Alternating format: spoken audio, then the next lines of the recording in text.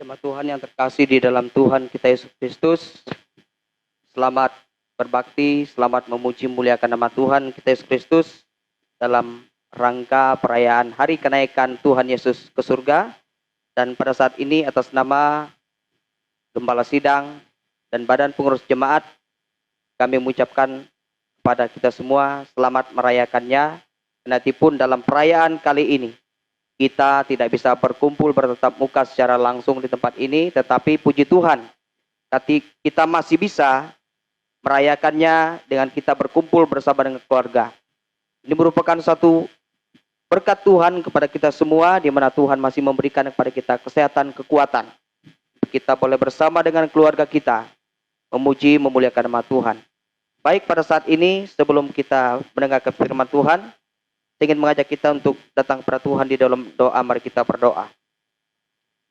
Bapa di surga, pada saat ini kami datang kepadamu. Kami bersyukur di mana di hari perayaan kenaikan Engkau ke surga, kami boleh merayakannya, kendatipun ya Tuhan, dengan situasi yang sangat terbatas bagi kami secara manusia, tetapi kami tetap bersyukur kepadamu ya Tuhan. Kami boleh berkumpul bersama dengan keluarga kami untuk kami merayakannya bersama. Kiranya Tuhan akan memberkati kami di tempat kami masing-masing, dimanapun kami berada. Nyanyian, pujian, doa telah kami dengar bersama sebagai persembahan kami, penyembahan kami kepadamu.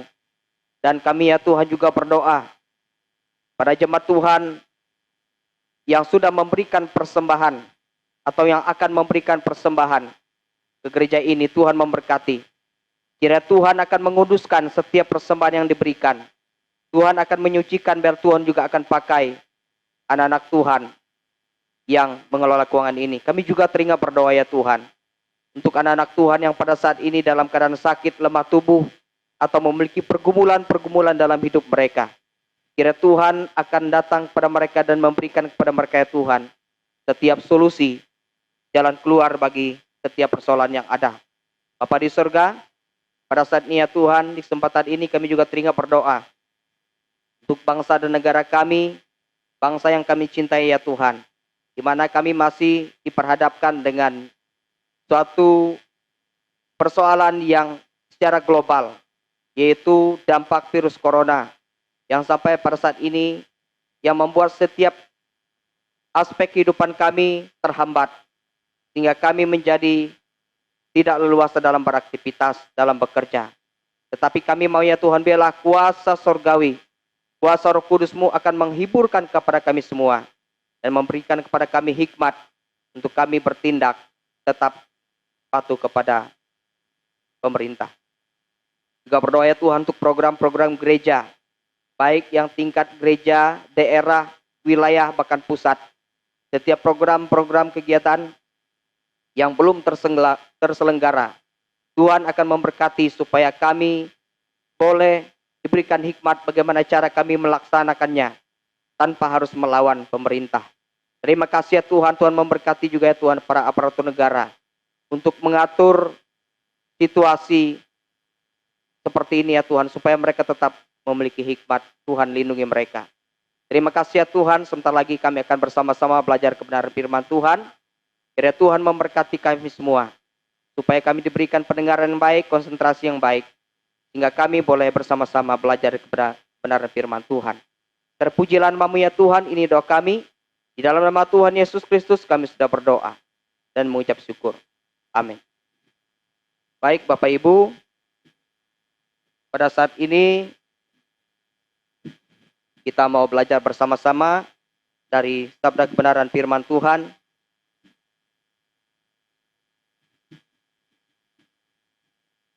yang saya ambil di dalam Injil Lukas. Mari kita buka di dalam Injil Lukas pasal yang ke-24, ayat yang ke-44 sampai dengan ayat yang ke-53.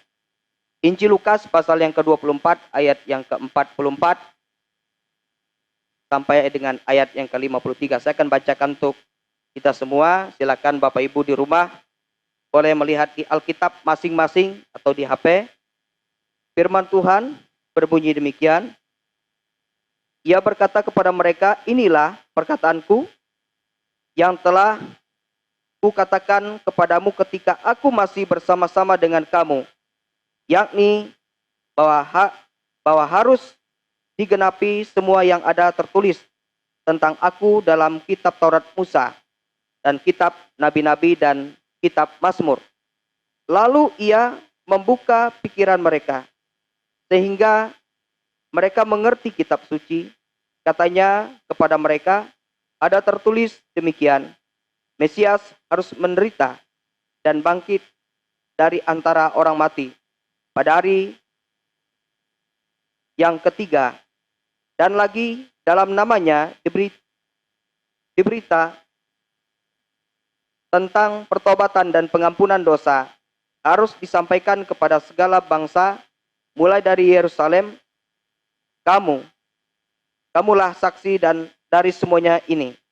Dan aku akan mengirim kepadamu apa yang dijanjikan Bapakku, tetapi kamu harus tinggal di kota ini sampai kamu diperlengkapi dengan kekuasaan dari tempat tinggi. Lalu Yesus membawa mereka keluar kota sampai dekat Betania.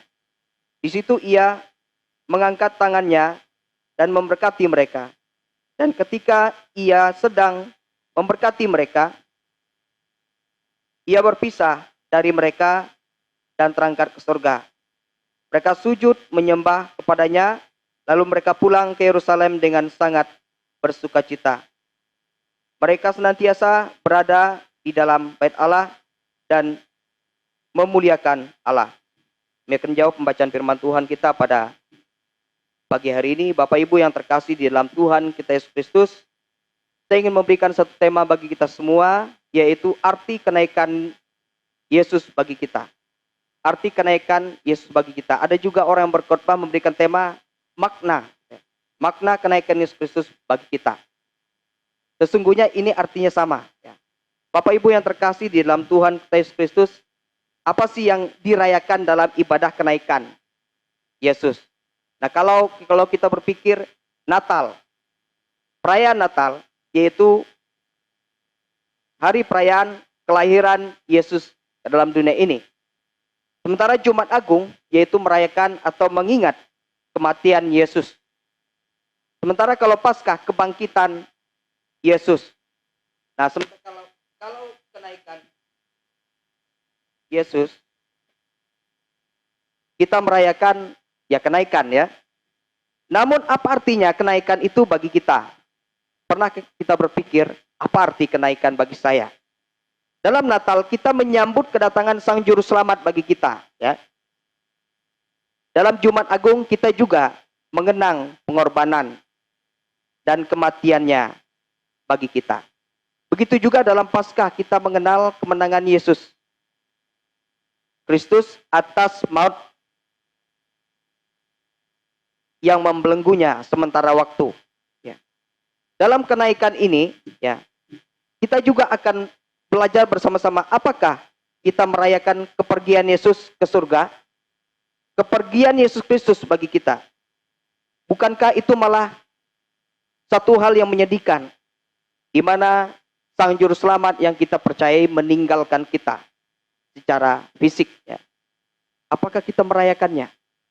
Pernahkah Bapak Ibu berpikir atau membayangkan ada orang yang merayakan hari perpisahannya bersama dengan orang yang dikasihi, orang yang dicintai, orang yang sekian tahun hidup bersama dengan dia, lalu dipanggil oleh Tuhan, lalu dirayakan secara besar-besaran?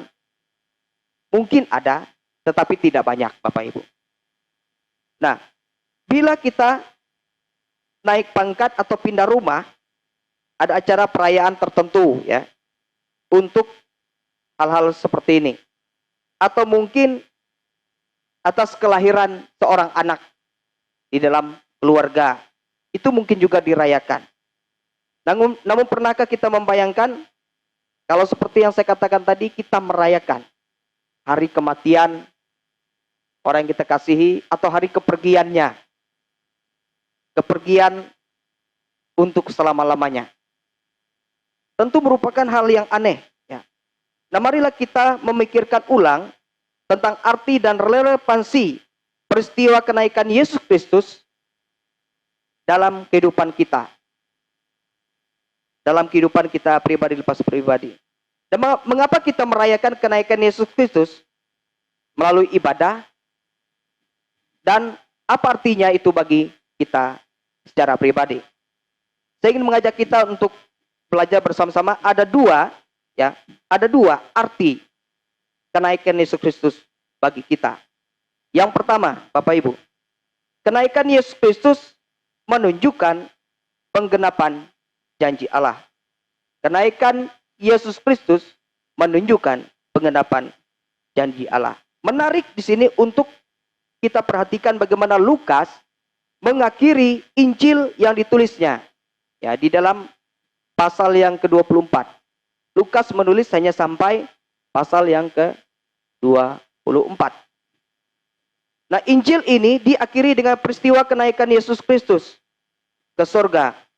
Sebelum peristiwa kenaikan ini, Yesus menjelaskan kepada murid-muridnya bahwa ia harus menggenapi segala perkataan yang tertulis, yang telah dinubuatkan oleh Taurat Musa, oleh kitab nabi-nabi, oleh kitab Mazmur, ya, tentang karya penyelamatan Yesus Kristus bagi umat manusia.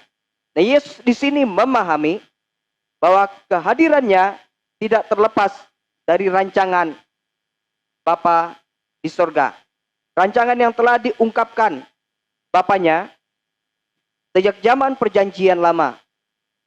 Kalau kita melihat rentan waktu nubuatan, baik Nabi Yesaya dan juga kitab-kitab yang lain yang menulis mengenai nubuatan Tuhan Yesus, kelahirannya, pelayanannya, dan juga kematiannya. Itu merupakan satu rentan waktu yang cukup panjang.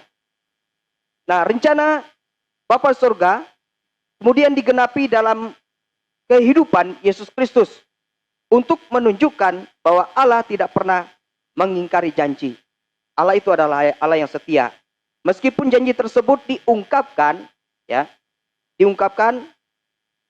ratusan bahkan ribuan tahun yang silam. Tentu orang-orang yang hidup di masa itu sebelum Yesus datang ke dalam dunia ini, ada banyak orang-orang yang kecewa mungkin, menunggu dan menunggu. Waktu dia lahir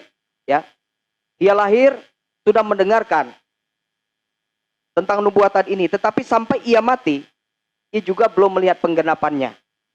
Karena memang nubuatannya, rentan waktu dari nubuatan sampai pada penggenapannya begitu lama.